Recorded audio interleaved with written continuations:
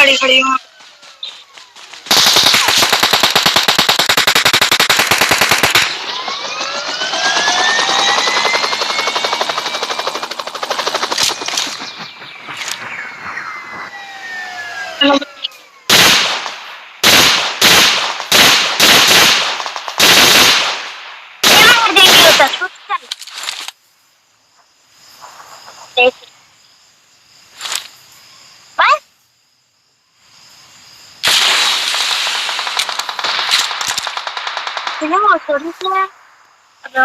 जानवर ने तो एग्जिट कर दिया।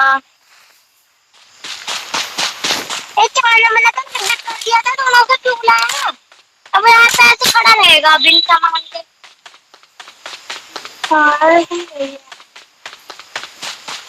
अब देखिए क्या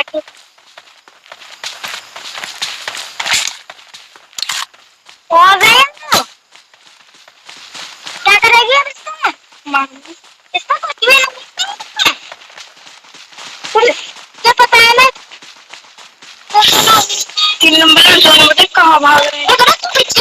जो भागने के लिए नहीं आना पड़ेगा। अब कम से कम बम तो पीछे रख ले। अब मेरे टास्क दे दे या फिर अपनी कार खेलते रहेगी। थोड़ा सा कर लेंगे। तुम ही चाहते थे खेलने।